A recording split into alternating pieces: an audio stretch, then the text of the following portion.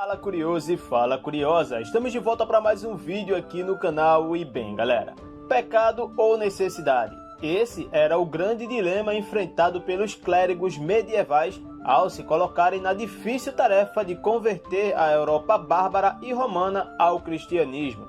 Sob o aspecto formal, as prostitutas infringiam um dos mais importantes tabus da igreja ao praticarem a fornicação.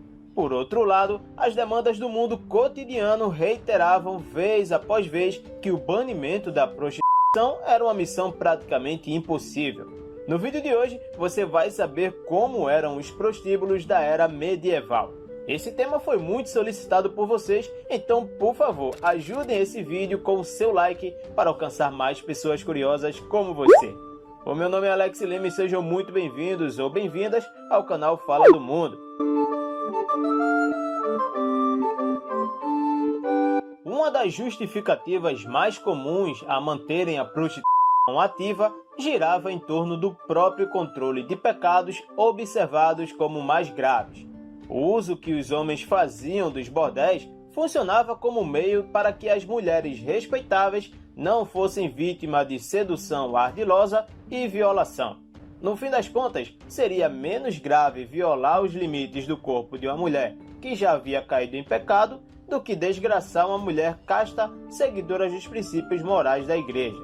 Como se isso não fosse algo grave de se fazer, não é verdade? É verdade. O próprio Santo Agostinho advertia que o banimento da prostituição seria a porta de entrada para outros pecados ainda mais controversos.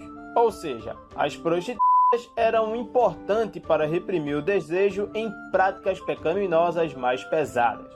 Entretanto, alguns clérigos não poupavam esforços para que as prostitutas abandonassem sua vida de erros através do casamento ou ingressando na própria ordenação religiosa, na qualidade de freiras.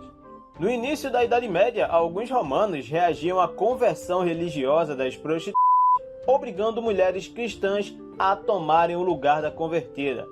Ao falarmos sobre o desenvolvimento de tal atividade, não podemos nos esquecer que a recorrência de tal prática está diretamente ligada aos ambientes urbanos da época. Não raro, costumava-se determinar o lugar das casas de prostituição nas ruas, que levavam a palavra rosa no nome. Por exemplo, Rua das Rosas. Você já sabia que era a Rua das Mulheres do Prazer. Em algumas regiões, a expressão arrancar uma rosa fazia alusão ao ato de se servir da prostituição. Ah, bagaceira! Outro código de distinção comum era o uso de roupas e acessórios específicos, como gorros, sinos e chales. Se você visse alguma mulher com um desses acessórios, já poderia imaginar que elas eram de bordéis. Que curioso, né? Falando em curiosidade, ei curioso e curiosa, vocês ainda estão aqui comigo? Se estiverem, então comenta a palavra-chave desse vídeo para eu saber que você ainda está aqui comigo. A palavra do vídeo de hoje é pecado. Eu vou aguardar aqui 5 segundos para você responder, para que eu possa aí deixar o coraçãozinho no seu comentário, hein?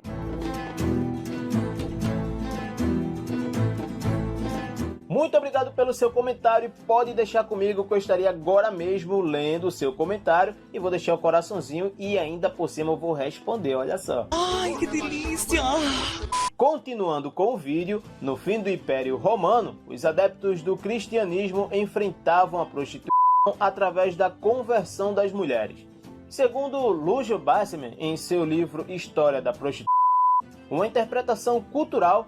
Quando os cristãos conseguiam converter uma cortesã romana em religiosa, os romanos se vingavam matando uma cristã, ou mesmo arrastando-as nuas pelas ruas antes de deixá-las em uma casa de prostituição. Algumas viraram santas católicas, como por exemplo Santa Maria do Egito. Um exemplo de tentativa de acabar com a prostituição foi realizado por Luís IX, ou São Luís, que editou um decreto em 1254 expulsando as prostitutas das cidades e aldeias francesas, confiscando ainda os seus bens.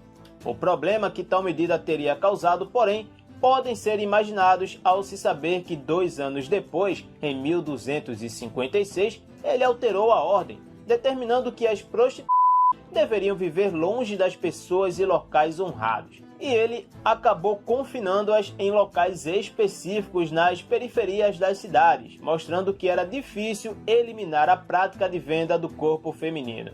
O que os medievais apontavam como a virtude das mulheres era o elemento necessário para a realização de casamentos, já que as mulheres eram consideradas públicas ou puras.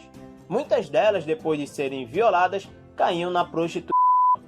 Entretanto, houve a institucionalização da prática da prostituição entre os séculos XIV e XV. Segundo o historiador Jacques Rousseau, havia 4 níveis de prostituição na França medieval: as casas públicas, controladas pelo Estado, os banhos, os bordéis particulares e as meretrizes autônomas. Além disso, a faixa etária das mulheres indicavam as etapas pelas quais haviam passado. Por volta dos 17 anos, essas mulheres trabalhavam nas ruas para captar clientes, sendo que depois dos 20 anos, tornavam-se camareiras das casas de banho, vendendo-se nestes locais para os frequentadores.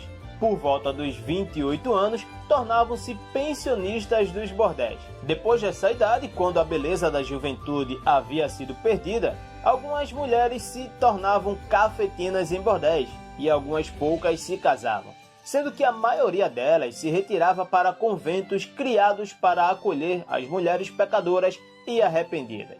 Sendo assim, essas 3 alternativas eram o fim de uma vida promíscua na era medieval. E aí, galera, o que vocês acharam do vídeo de hoje? Teve algo que te chamou mais atenção? Então deixa aqui nos comentários. Não esquece de deixar o like e aproveita esse momento para se inscrever no canal, pois toda segunda, quarta e sexta-feira tem vídeo novo aqui, sempre às 19 horas. Eu separei mais 2 vídeos incríveis para você aprender um pouco mais aqui no canal. Eu vou ficando por aqui e te espero para o próximo vídeo. Fui!